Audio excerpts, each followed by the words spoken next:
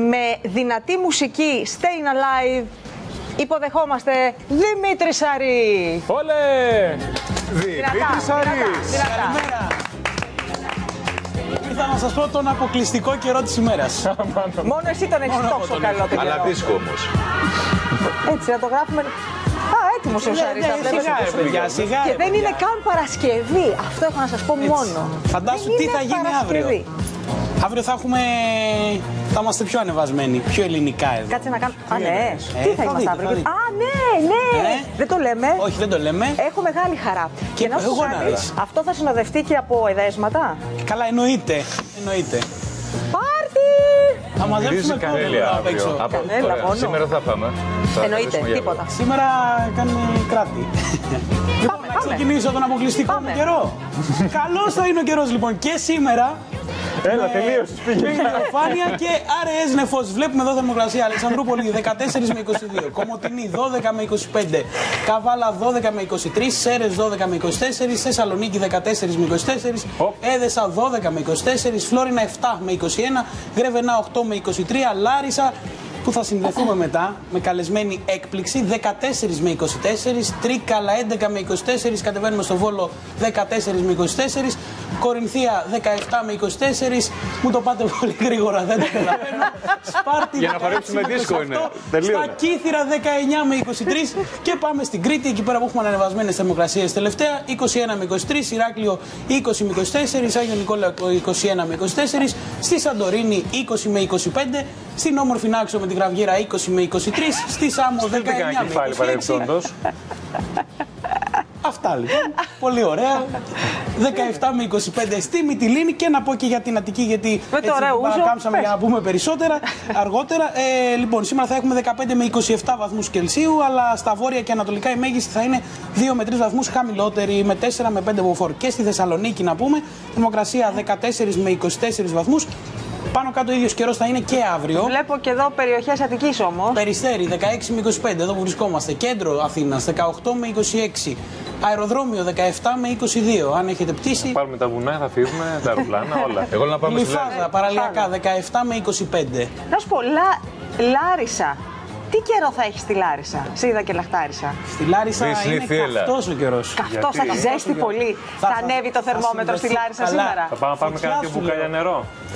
Σκέψου πας να πάρεις νερό, ας πούμε. Καλοκαιρινές θερμοκρασίες, κυρίες και κύριοι. Τι είναι αυτό? Κοιτάξτε τώρα, αυτή εδώ η κοπέλα, δεν θα σας πω όνομα, θα δούμε μετά. Δεν χρειάζεται να ξέρουμε το όνομά της. Έχει μίνι μάρκετ. Ξέρετε τι γίνεται έξω από αυτό το μίνι μάρκετ? Λαϊκό προσκύνημα, να υποθέσω. Λαϊκό προσκύνημα. Λαϊκό προσκύνημα, βέβαια. Εν τω μεταξύ, ξέρετε, πηγαίνει κόσμος και άμα το δουλεύει κανένας άλλος, σηκώνονται, φεύγουν, πάνε αλλού να ψωνίσουν. Ή πάνε το απόγευμα πάλι. Φαντάσου να δούλευε σε σούπερ μάρκετ μεγάλο ή να το είχε. Φαντάσου τι γίνεται. Λοιπόν, ένα πανέμορφο κορίτσι, ένα εξαιρετικό πλάσμα, το οποίο θα έχουμε την ευκαιρία να γνωρίσουμε σε πολύ λίγο. Θα συνδεθούμε με Λάρισα και μαζί της φυσικά. Και για τον γνωστό μπαμπά της. Έτσι ακριβώς. Όχι άλλες αποκαλύψεις. Όχι άλλες αποκαλύψεις. Να σας πω ότι θα έχουμε, δεν θα πω το όνομα τώρα για να κρατήσουμε λίγο αγωνία. Ποια μεγάλη τραγουδίστρια Ποια είπε ότι είναι ντροπή που της έκανα. Ποια μωρό μου, ποια. Θεωρεί ντροπή που της έγινε πρόταση. Θα έπρεπε να ντρέπονται, λέει, αυτοί που της έκαναν πρόταση για να είναι στο Dancing with the Stars. Όχι. Just the Two of Us. Συγγνώμη. Στο Just the Two of Us, ναι. Θεωρεί λοιπόν ντροπή που την πήραν από την παραγωγή του Μέγκα. Είπε ότι θα έπρεπε να ντρέπονται. Μεγάλη τραγουδίστρια, μεγάλη ερμηνεύτρια, πολύ πετυχημένη. Συνδυασμένη με καλοκαίρι. Φτάνει. Οπότε. Πασίγνωστη τραγουδίστρια είναι, έτσι δεν είναι, ή όχι? Και με γάμους. Σωστό. Είναι πασίγνωστη τραγουδίστρια, έτσι είναι, Δημήτρη? Είναι. Θα δούμε ποια είναι όμως μετά στην εκπομπή. Και επειδή αυτά είναι που αρέσουν εμένα, τώρα θα πάω σε αυτά που αρέσουν στο Γιάννη και έχουμε και σύνδεση με Αμφίπολη. Έτσι, μπράβο. Ναι, αλλά δεν την έχουμε τυχαία την Αμφίπολη. Εξαιρετικά αφιερωμένη η σύνδεσή μας σήμερα. Και να δείτε τι σας ετοιμάζουμε αύριο από εκεί ψηλά. Μυρίζει κανέλα αύριο. Η δικιά μας κάμερα θα είναι πιο κοντά. Θα είναι όσο γίνεται προς τα μέσα. Έχουμε Εντάξει.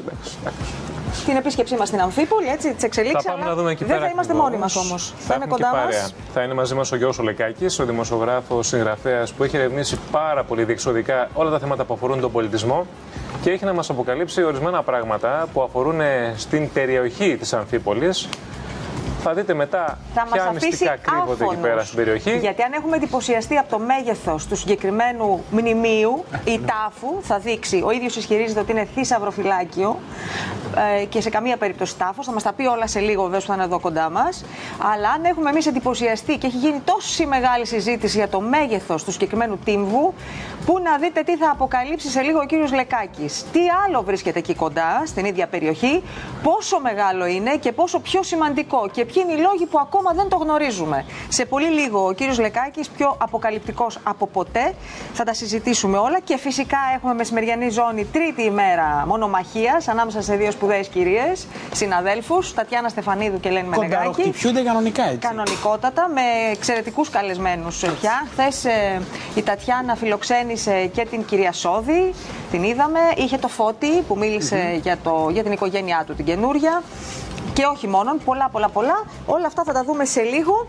Αυτό που μένει στο τέλος, βέβαια, Χριστίνα και Γιάννη, είναι η είδηση που θα βγάλουμε από κάθε καλεσμένο και όχι μόνο καλεσμένος. Και τι θα βγάλουμε σήμερα, άλλο. Ναι, θα βγάλουμε και κάτι άλλο. Θα είστε κοντά μας, γιατί έχει γίνει ένας μικρός πανικός στο social media, πώς λέγονται, κοινωνικά δίκτυα, έτσι. Με αφορμή δημοσίευμα, θυμόσαστε που είχε γίνει μεγάλος ντόρος για ένα κείμενο που είχε αναρτηθεί στο καινούριο περιοδικό, ιντερνετικό περιοδικό του Πέτρου Κωστόπουλου και αφορούσε στον Μάρκο του Σοφερλή και τη σύζυγό του, που έλεγε περί θειάσου, κομπάρσων, χαρακτήριζε. Αυτό είχαν απαντήσει κιόλας. Βεβαίως, είχε γίνει μήλος αυτό. Να ξέρουν όμως ποιος είναι ο συντάκτης. Και εδώ το θυμάμαι που το συζητούσαμε και λέγαμε πόσο δυσάρεστο είναι να διαβάζεις ένα κείμενο το οποίο να μην φέρει υπογραφή. Να ξέρεις σε ποιον απευθύνεσαι, ρε παιδί μου, γιατί το έγραψες ή να ξέρεις ποιος είναι απέναντι. Όπως είμαστε εμείς εδώ και λέμε την άποψή μας ανοιχτά. Βγαίνει λοιπόν ο συγγραφέας του κειμένου, ο καλός συνάδελφος, ο εξαιρετικός συνάδελφος, ο Τάσος Θεοδωρόπουλος, και δίνει την απάντησή του στον Πέτρο Κωστόπουλο, ο οποίος Πέτρος δεν είχε αποκαλύψει ποιος, έλεγε δεν ξέρω, δεν αυτό, ο Τάσος με τις τρελίτσες του, και κάπως έτσι διφορούμενα απάντησε στις ερωτήσεις που του έθεσαν οι συνάδελφοι με αφορμή το θέμα. Ο Τάσος λοιπόν φαίνεται ότι ενοχλήθηκε πολύ, έκανε κάποιες αναρτήσεις στο διαδίκτυο, τις οποίες θα δούμε σκληρές. Μίλησε με πολύ σκληρά λόγια για τον Πέτρο, λέγοντας μάλιστα εσύ δεν μου είπες να τα γράψω. Όλα αυτά σε πολύ λίγο, γιατί πρέπει να δούμε και τα αθλητικά μας, πρέπει να δούμε και τα πολιτικά μας. Έχουμε ψήφο εμπιστοσύνη τη Δευτέρα. Έχουμε εξελίξει πολλές από εβδομάδα που ανοίγει και η Βουλή. Εκεί πέρα θα δούμε τι ακριβώς γίνεται, γιατί υπήρξε ένα έντονο παρασκήνιο στο Μέγα Μαξίμου. Αλλά όλα αυτά, Σπύρος Παπαδάκης σε πολύ λίγο μαζί μας. Εξαιρετικά. Θέλετε να πάμε στα αθλητικά μας, τι θέλετε? Εγώ φεύγω με σκυμμένο το κεφάλι, γιατί χθες ο Ολυμπιακός δεν πήγε καλά και θα αρχίσει η καζούρα από τους φίλους εδώ πέρα. Όχι, δεν υπάρχει θέμα. Δεν υπάρχει καμία καζούρα. Είμαστε όλοι Ολυμπιακοί. Από ό,τι καταλαβαίνω, έχει και Παναθηναϊκούς εδώ μέσα. Μάλλον ταντεύει ο Σπανουδάκης. Έχει και Παναθηναϊκούς εδώ μέσα. Ετοιμάζεται ο Σπανουδάκης. Να τον τραβήξω, να τον είναι Ολυμπιακός ο Σπανουδάκης. Δεν μπορώ να σας πω. Είναι αντικειμενικός ο Σπανουδάκης. Είναι αντικειμενικός. Τι ομάδα είσαι, αντικειμενικός. Είναι η καλύτερη ομάδα.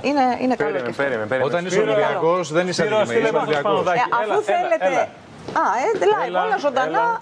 Έλα, καλώς τον από. Γιώργος, έρχεται Δημήτρης Φέρσης. Θα αφήνω εγώ σε έμπειρα χέρια. Γεια σου Γιώργο, σκούρα χρώματα.